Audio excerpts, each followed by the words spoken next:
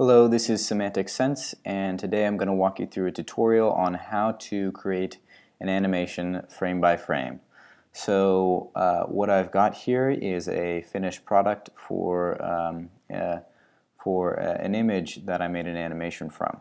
I basically took an image of the steps in human evolution, isolated every single step in it, and then made an animation from it using our effect. So here it is. Let me just show it to you. So as you can see, the ape stands up into a human. So basically, yeah. And we can also do de-evolution through this too, just by going backwards.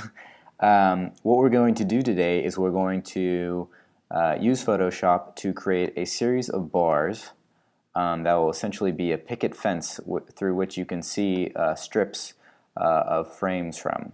So if I were to remove this bar series from our image, what you would see are these strips essentially, and these are all strips from an image that I'm about to show you online.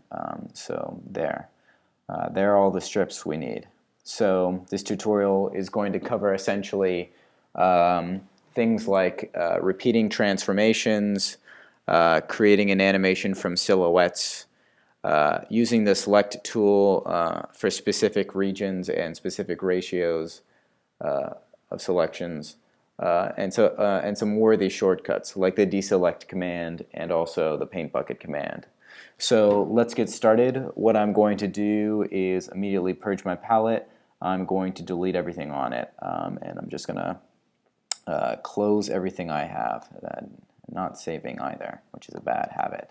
So let me go to Chrome. I'm going to go to the Wikipedia article on silhouettes, and earlier today I found the image that I wanted to use for this just by going down to the image resources in the article, and I found this nice this nice series of silhouettes.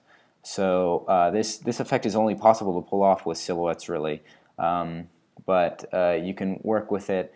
If you've ever imagined, driving by a picket fence or something like that, and seeing someone run on the other side, the effect we're going to pull off is going to be somewhat like that, where basically there's going to be a changing image behind a picket fence, and you're only going to see strips of that image. But ultimately, with these really small bars, we can recreate that effect if we scale that picket fence down to the size of some three pixel wide bars. Pixel is incredibly small. So I'm sure you don't even know what I'm talking about. So let me just get started. I'm just gonna move this Creative Commons licensed image over to my Photoshop application free of charge, and I'm really unlikely to get sued. In fact, it's impossible to get sued since I know that the license is Creative Commons. So here we have each step in the human evolution, and I'm going to later on I'm going to isolate each of these images into frames so that each of them can become the frames that we use in our animation. Let me just move on to creating another palette, however, using Command N to create our bar series. This is what we're going to need to create our. This is what we're going to do to create essentially our picket fence through which we'll see the strips of the frames that we'll create using the bar frames as well, or using the bar series as well. So I'm sure you still don't know what I'm talking about, so let me just get down to it. We're going to create some bar series that are fixed size, and what I'm going to do is I'm going to create each bar so that it is essentially the amount of frames that we have minus 1. So in this picture we're going to have 4 frames. The monkey is going to move, or the primate is going to move and evolve into another primate, then another primate, and then finally a human, or Homo sapiens. So basically we'll have 4 frames, but I'm going to create a bar that is basically 3 pixels wide, the amount of frames we have minus 1. Now this is really important you need to make sure that you have a consistent animation and that there are no white spaces in it. So by going by that simple equation, you'll have created the proper bar series that is needed for this. So here I'm going to go ahead and zoom in on this on this specific bar since it's so incredibly small, and then I'm going to zoom in on it. Here it is, and then get it positioned perfectly in my palette. So what I'm going to do is I'm going to basically create a new layer using layer new, and I can use Shift Command N to actually create this new layer, and I'm going to do that. So this layer is going to actually be called the bar series because it's what we're going to use in our other image or our other palette where that our picture is waiting in. So I'm basically going to press G, and that's going to trigger my paint bucket to jump up. And then I'm going to make sure that my primary color in my color palette is black, and then I'm going to press it, and essentially that will give me this bar. So what I've done is I've essentially created a bar, and I'm going to deselect it. I've created it on this new layer, and you can't see it here because the bar is so incredibly small. And I'm going to transform it using Option Command T. Now, usually you would trigger transform using Command T, but the Option Command T allows you to make whatever transform you perform a step. And then using another command that I'll tell you about afterwards, you can actually repeat that step over and over and over again as many times as you like.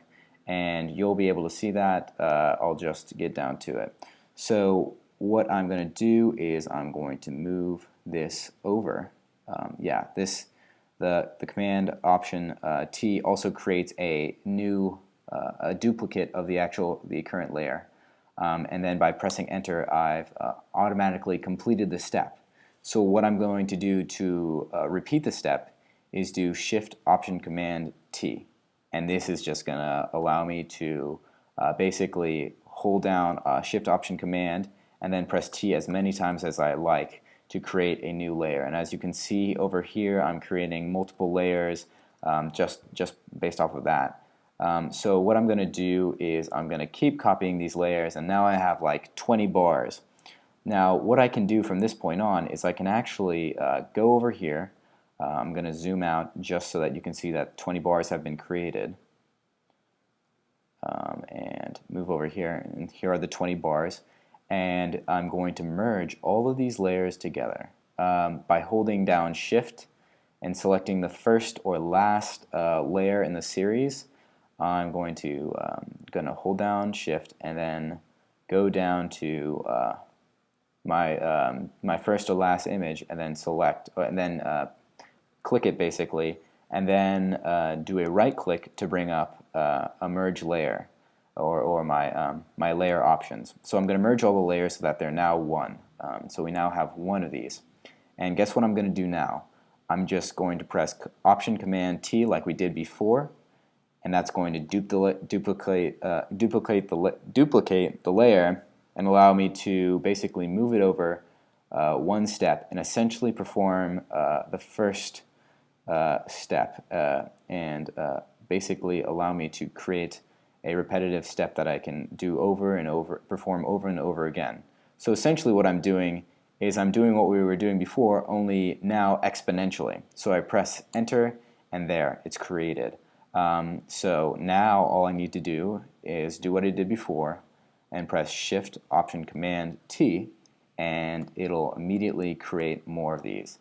And as you can notice, this fills out the page a lot faster than I could have ever done using the other method.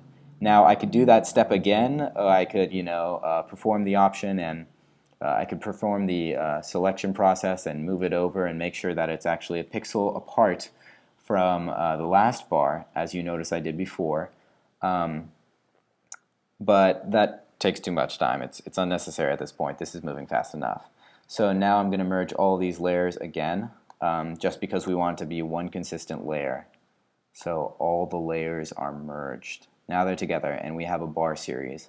Now if we remove this background, you'll notice that in between the bars there's actually nothing. It's just the background color, which in this case is which is these tiled squares. So what I'm going to be allowed to do with this layer is actually move it